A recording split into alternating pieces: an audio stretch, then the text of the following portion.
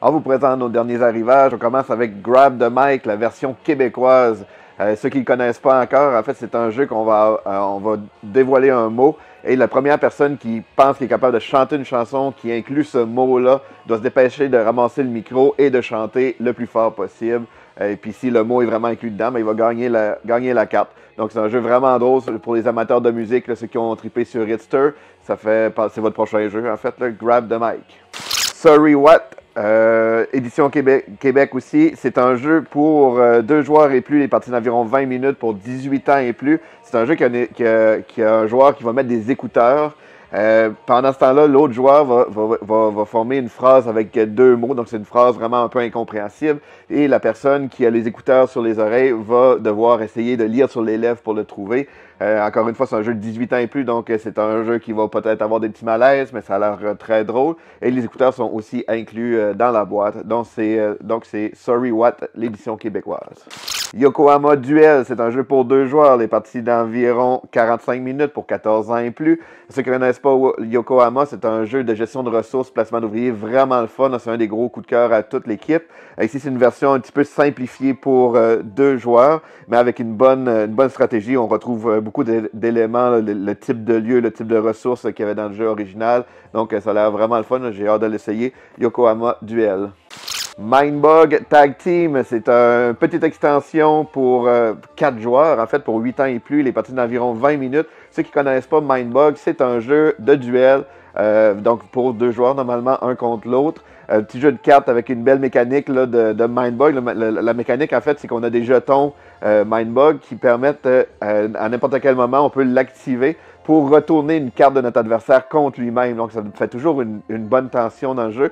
C'est un jeu qui a beaucoup de boîtes de base aussi. En fait, toutes les boîtes sont indépendantes, mais on peut les mixer pour différents résultats. Et là, la petite extension Tag Team permet de changer n'importe quelle de ces boîtes-là pour permettre de jouer 2 contre 2. Donc, c'est Tag Team pour Mindbug. Casque Check Shot, c'est un jeu pour 4 à 12 joueurs, les parties d'environ 20 minutes pour 12 ans et plus. C'est un jeu un peu à la Codename, ça fait que ça va être une équipe contre une autre équipe. Certains membres de l'équipe vont pouvoir avoir accès à de l'information que l'autre partie de l'équipe n'aura pas. Comme par exemple, dans le fond, le but, ça va être de faire deviner un mot. Nos partenaires de notre équipe, évidemment, ne connaîtront pas le mot, mais ils vont connaître un peu l'assonance du mot en faisant des parce que c'est un peu plus comme une phrase qu'un mot. Et par tous les moyens possibles, on va essayer de faire deviner ces sons-là pour deviner les différents sons pour arriver à deviner le mot final. Comme par exemple, dans l'exemple ici, le but, ils ont écrit lettre, oie, mousse, cutter, et le but c'était de faire deviner les 3 mousquetaires. Donc, si on y pense, ça fonctionne. Mais ça fait que c'est un jeu très drôle en équipe. Comme je disais un peu style Codename, c'est Casque Check Shot.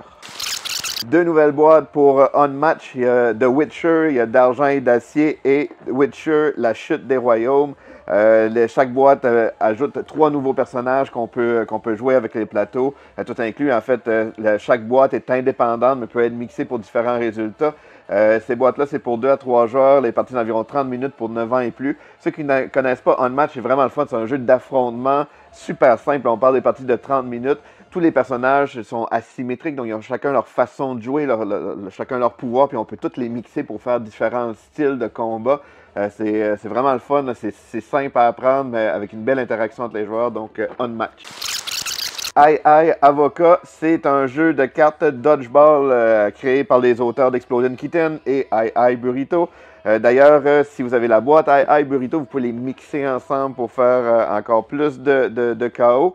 Mais sinon, la boîte est vraiment indépendante. C'est un jeu pour 2 à 6 joueurs, les parties d'environ 15 minutes pour 7 ans et plus. C'est un jeu, en fait, on le voit ici, les petits avocats qui vont être sur la table. C'est des petits avocats en mousse, donc très soyeux.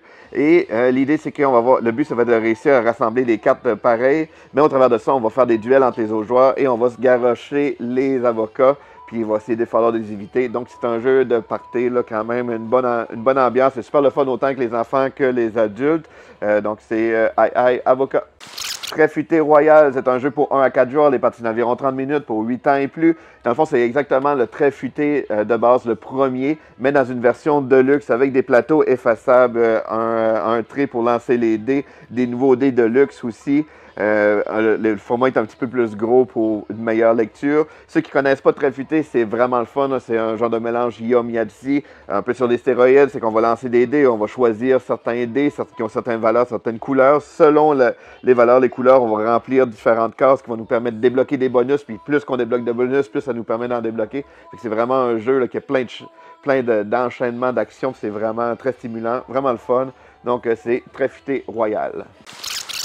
Les Aventuriers du Rail Aurore Boréale, c'est la nouvelle boîte dans la collection. C'est pour 2 à 5 joueurs, les parties d'environ 30 à 60 minutes pour 8 ans et plus. Un super beau plateau.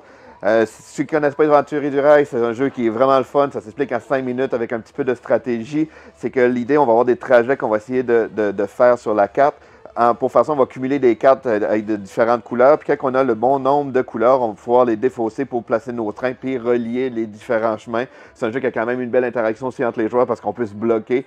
C'est un peu en fait, c'est souvent le but du jeu. Donc, c'est les Aventuriers du Rail Aurore Boréale.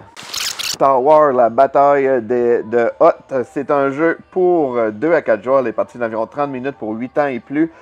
Si vous connaissez le jeu Mémoire 44, dans le fond, le jeu est, en fait, c'est une adaptation de ce jeu-là, un petit peu simplifié avec des améliorations de règles et surtout le fait qu'on peut jouer jusqu'à 4 joueurs parce que dans Mémoire 44, c'était uniquement 2 joueurs. C'est un jeu avec des super belles figurines, jeu de duel, d'affrontement.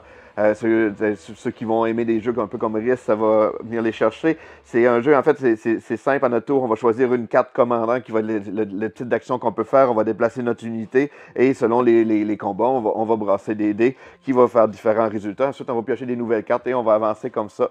Donc, vraiment le fun, la bataille de Hoth. Un petit peu d'avance pour Noël, c'est le calendrier de l'Avent Disparition Hollywood. C'est 24 énigmes captivantes. C'est un jeu, en fait, ça se fait à partir de 1 joueur ou plus. C'est pour 10 ans et plus et ça dure 24 parties. C'est vraiment un calendrier de l'Avent. Nous, on a déjà fait lui de l'an passé.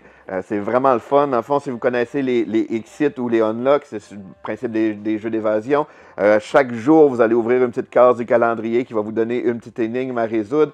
Et puis, si on se fie à la qualité du précédent qu'on avait fait, les énigmes sont vraiment le fun. Il y a plein de petits matériels tripants. L'utilisation des cases aussi de chat est vraiment ingénieuse. C'est super bien pensé, vraiment le fun. C'est un beau cadeau à se faire en famille avec une petite énigme à résoudre à tous les jours. Donc, c'est Exit, le calendrier de l'Avent. Et ça fait le tour des nouveautés de cette semaine.